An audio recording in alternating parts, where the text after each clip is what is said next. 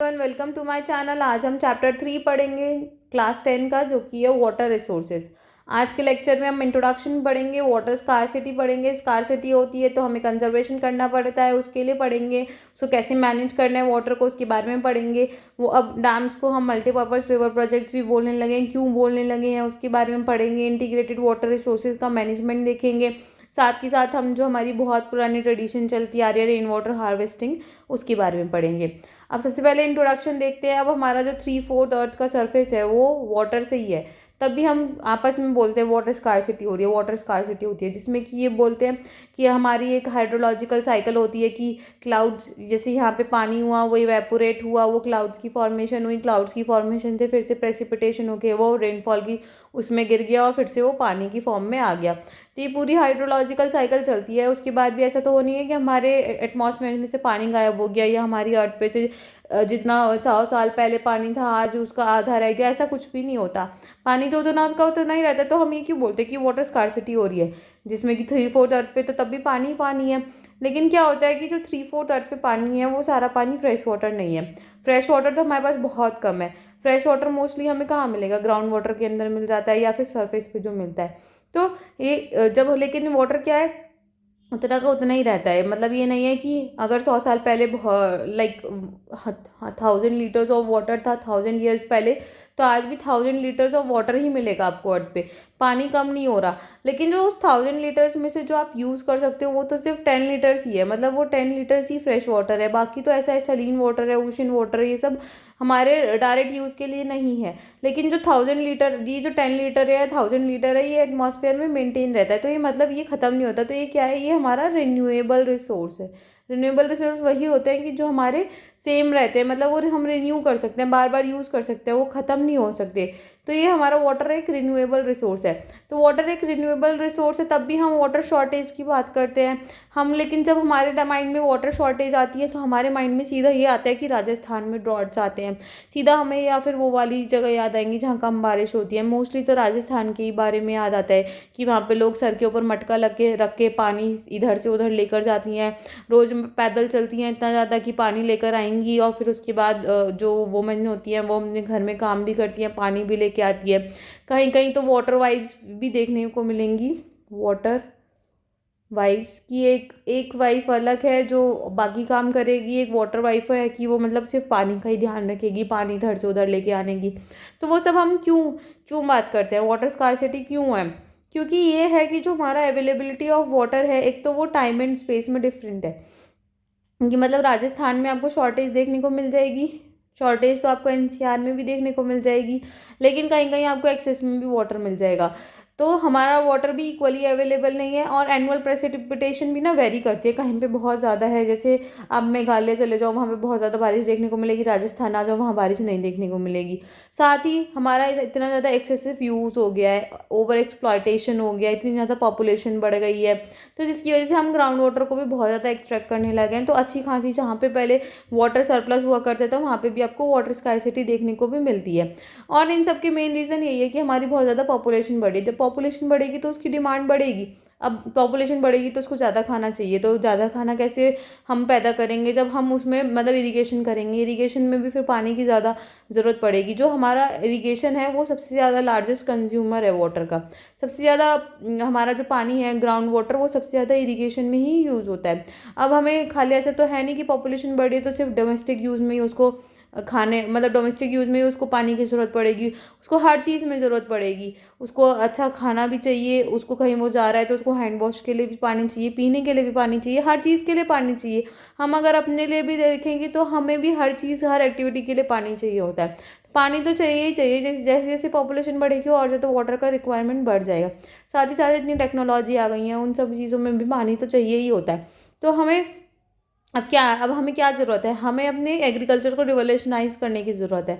हम तभी ये वाटर स्कार्सिटी को थोड़ा कोप अप कर सकते हैं। क्योंकि आजकल क्या है, हम जब इरिगेशन में इतना ज़्यादा पानी यूज़ कर लेंगे वो क्या होता है, तो हमारी जो खेत होते हैं ना उसमें वाटर की फ्लडिंग सी हो जाती है।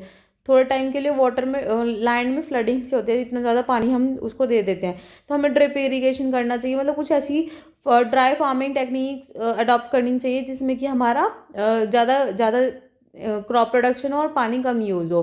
तो हमारा लेकिन आजकल क्या हो रहा है, सबके फार्मर्स के खुद ही ट्यूबवेल्स हैं, खुद के वेल्स हैं, जिसकी वजह से और ज़्यादा वो इसलिए ऐसा रख रहे हैं ताकि वो और अच्छा प्रोडक्शन कर सकेंगे। लेकिन क्या हो रहा है, ओवर एक्सप्लॉयटेशन हो रहा है, ग्राउंड वाटर का लेवल बहुत कम जा रहा है। फूड का मतलब ऐसे हो गया कि फूड इतने ज़्यादा वेस्ट भी पड़ा हुआ है, कोल्ड स्टोरेज में इतना ज़्यादा वीट वगैरह वेस्ट जाता है, हम उस पर ध्यान नहीं देते। लेकिन हमें क्या होता है कि हमें बहुत ज़्यादा प्रोड्यूस करना है, बहुत ज़्यादा पैसा कमाना है, इसलिए जब हमें बहुत ज़्यादा प्रोड्यूस करना है तो पानी तो चाहिए ही। गाई तो इरीगेशन के लिए बहुत ज़्यादा पानी यूज़ होता है।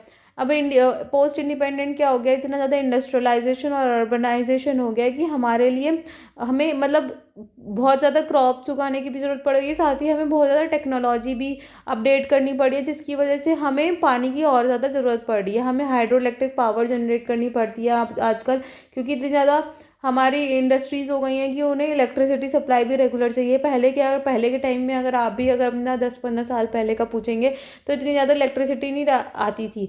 अब क्या होता है, मोस्टली 24 घंटे में से 1-2 घंटे लाइट गई, वरना लाइट जाती ही नहीं है। तो वो कहाँ से आ रही है, वो भी तो अब हम हाइड्रो इलेक्ट्रिसिटी से ही तो पावर बना रहे हैं। तो उसमें भी हमारा पानी चाहिए होता है। अगर हम थर्मल पावर भी बनाते हैं तो पानी तो उसमें भी चाहिए होता है, तो पानी तो चाहिए ही चाहिए। अब इतनी ज़्यादा एमएनसीज आ गई हैं, इतनी ज़्यादा इंडस्ट्रीज़ आ रही हैं, तो वो भी हमारे फ्रेश वाटर रिसोर्सेज पे एक तरीके से प्रेशर ही है कि वो हमारे फ्रेश वाटर को यूज़ कर रही हैं। अब हाइड्रो इलेक्ट्रिक पावर जो है वो 22% है टोटल इलेक्ट्रिसिटी प्रोडक्शन का। तो 22% वाला जो प्रोडक्शन है वो तो सिर्फ पानी के थ्रू ही हो रहा है। तो ऊपर से हम इतनी ज़्यादा पॉपुलेशन तब भी बढ़ाए जा रहे हैं, हमारा लाइफस्टाइल इतना चेंज होता जा रहा है। हमारी कॉलोनीज़ में पहले लाइट कम आती थी, खुद के ग्राउंड वाटर पंपिंग डिवाइस होते थे हम अपनी नीड के लिए। अब क्या होता है कि मतलब एक कॉलोनी में होते थे पहले की हाउस वाटर के लिए हमें खुद के ग्राउंड वाटर पंप्स होते थे। अब क्या होता है, हर घर में समरसेबल लगा होता है, हर घर अपना अपना पानी खुद एक्सट्रैक्ट कर रहा है। तो पहले कुछ कम्युनिटी मिलके करती थी, अब हर घर में होता है। पहले वेल्स लगी हुई होती थी, उसमें से पानी निकलता था। अब तो कभी भी मोटर ऑन करो और कभी भी अपना पानी भर लो, तो इसलिए लोगों को वैल्यू कम हो गई है पानी के लिए। तो इसलिए जिसकी वजह से हमारे यहाँ ना ओवर एक्सप्लॉयटेशन हो गया पानी का, और पानी कम होता जा रहा है। अब ये हो गया कि पानी कम होता जा रहा है। अब दूसरी चीज़ होती है कि पानी है तो लेकिन तब भी स्कार्सिटी है, क्योंकि पानी की क्वालिटी अच्छी नहीं है। अब इतनी ज़्यादा इंडस्ट्रीज़ हो गई हैं, वो इतना ज़्यादा अपना industrial waste, chemicals, pesticides, fertiliser सब एग्रीकल्चर का जो होता है वो भी हम पानी के अंदर ऐसे ही फेंक देते हैं, जिसकी वजह से पानी का क्वालिटी बहुत गंदा हो जाता है, वाटर पॉल्यूशन हो जाता है। गवर्नमेंट ने तो इसको इम्प्रूव करने के लिए एक मिशन भी स्टार्ट किया था, जल जीवन मिशन, जिसमें बोला गया था कि सारे हाउस होल्ड्स को 55 litres per day per capita मिलेगा। मतलब एक जने को 55 लीटर्स पर डे मिलेंगे लॉन्ग टर्म बेसिस में। तो टैप वाटर कनेक्शन की बात करी थी, तो ये इसलिए ही कि ताकि हमारे पास अच्छा पानी आ सके, क्योंकि पानी अगर अच्छा होगा तो ही हमारी क्वालिटी ऑफ लाइफ बेटर होएगी। पानी इतना आजकल क्या हो गया, इतनी ज़्यादा टॉक्सिक रिवर्स हो सकती है, इतनी ज़्यादा टॉक्सिक स्ट्रीम्स हो गई हैं।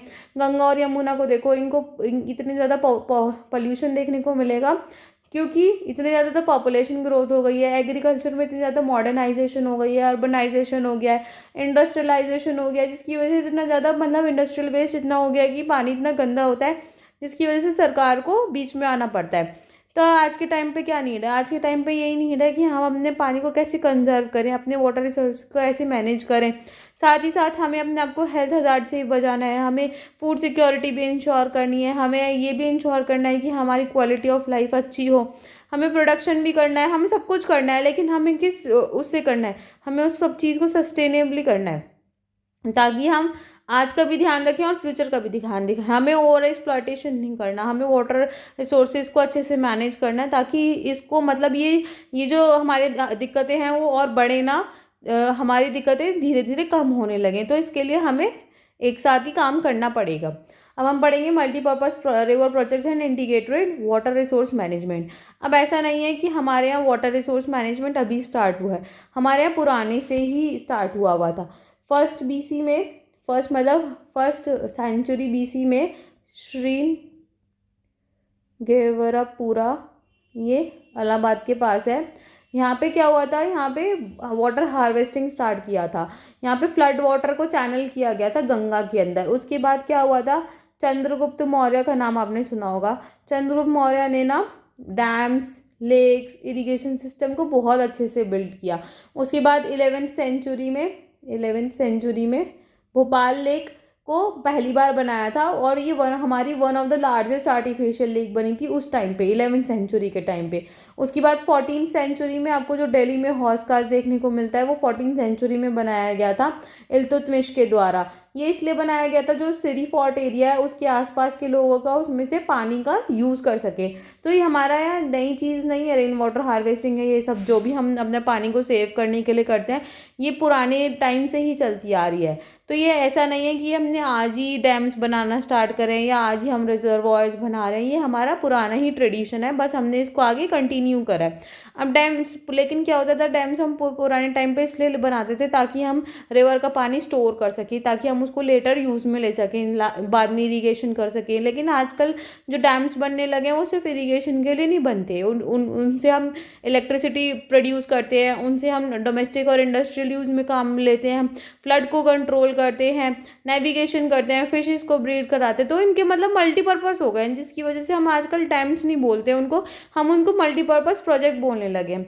जैसे कि सतलज ब्यास रिवर बेसिन में वहाँ पे भाखरा नागल प्रोजेक्ट देखने को मिलेगा, वहाँ पे हाइड्रो पावर प्रोडक्शन भी हो रहा है और इरीगेशन भी हो रहा है। ऐसी हीराकुंड प्रोजेक्ट है महानदी में, वहाँ पे कंजर्वेशन ऑफ वाटर भी हो रहा है और फ्लड कंट्रोल भी हो रहा है। तो डैम्स का मल्टीपर्पज़ हो गया है, ये सिर्फ एक ही चीज़ के लिए नहीं है कि हाँ हमें फ्लड कंट्रोल करना है या कुछ भी, अब मल्टीपर्पज़ हो गए हैं।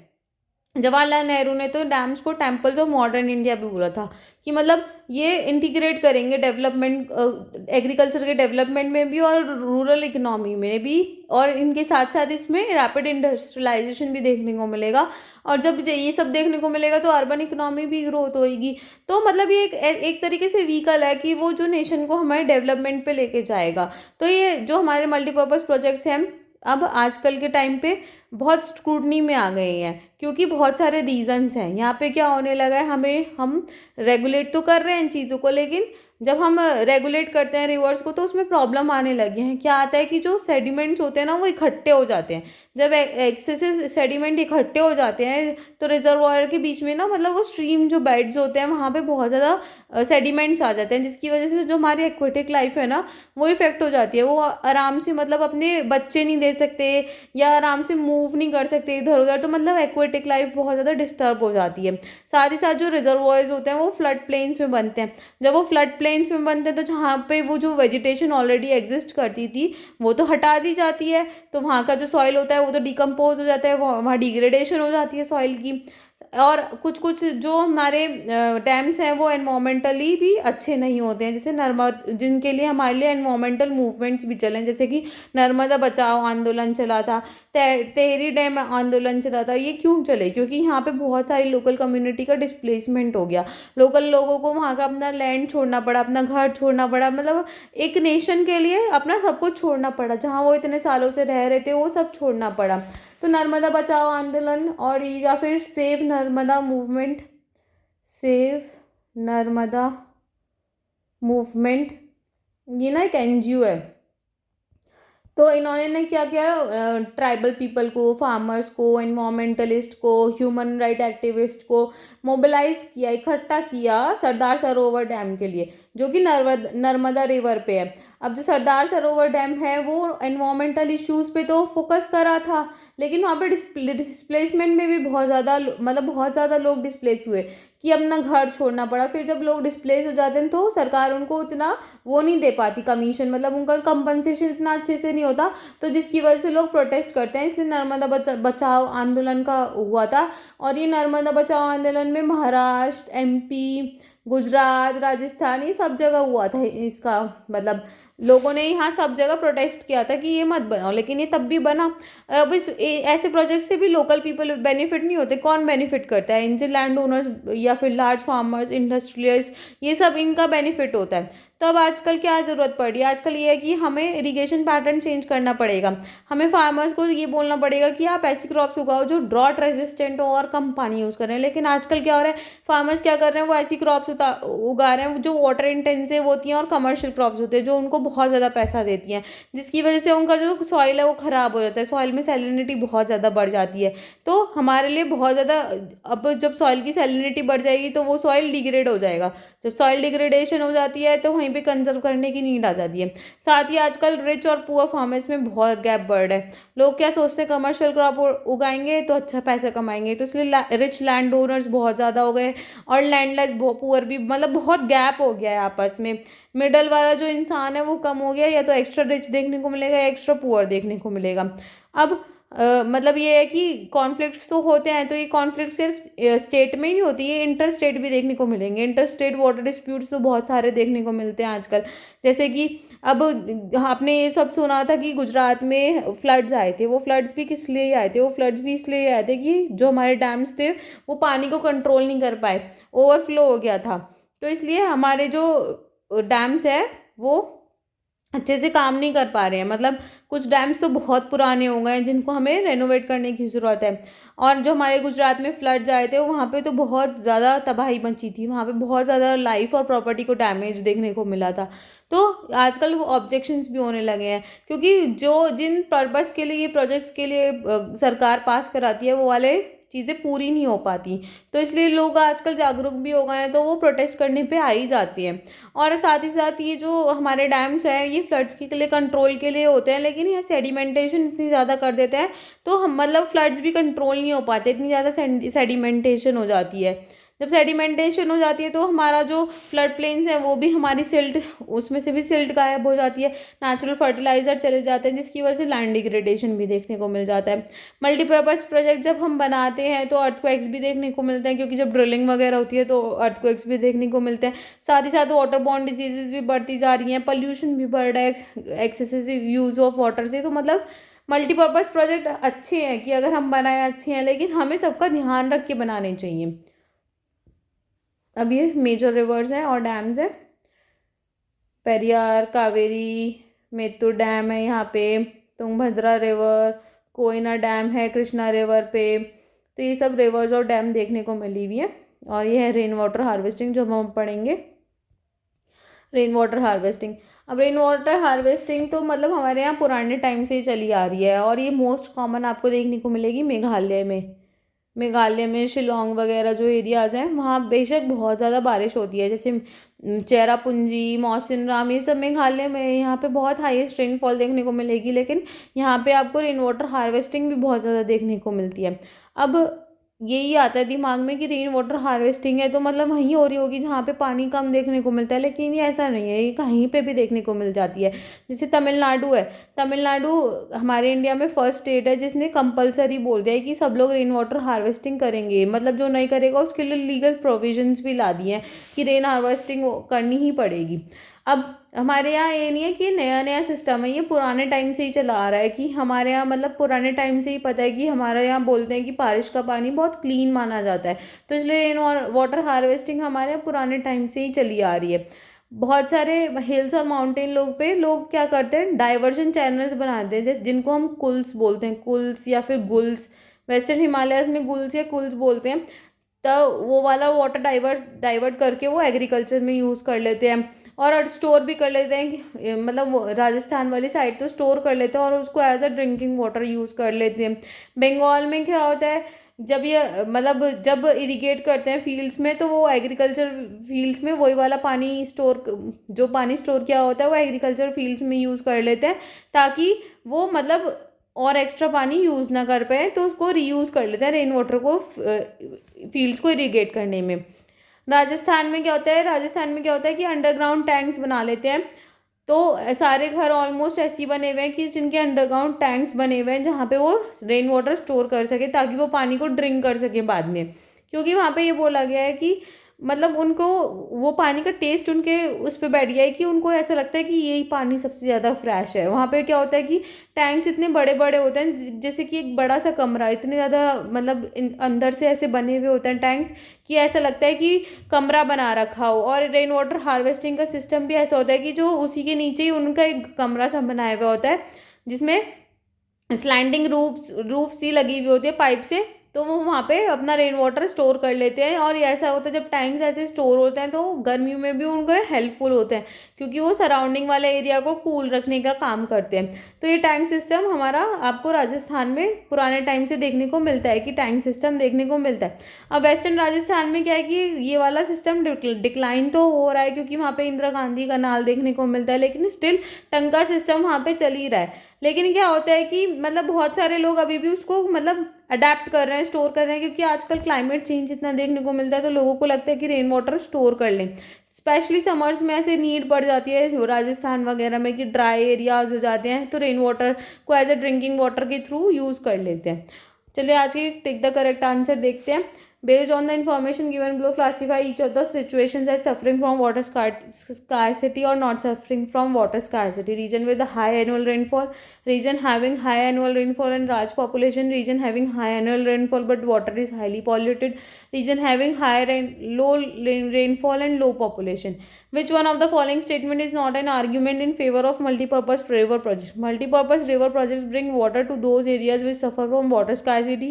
Multi-purpose projects by regulating water flow helps to control floods. Multi-purpose project leads to large-scale displacement and loss of livelihood. Multi-purpose projects generate electricity for our industries and our homes. कल के answer देख लेते हैं। Which of the following conservation strategies do not directly involve community participation? Demarcation of wildlife sanctuaries. Imagine the following thing: reserved forest. Forests are regarded as most valuable as far as the conservation of forest and wildlife resources.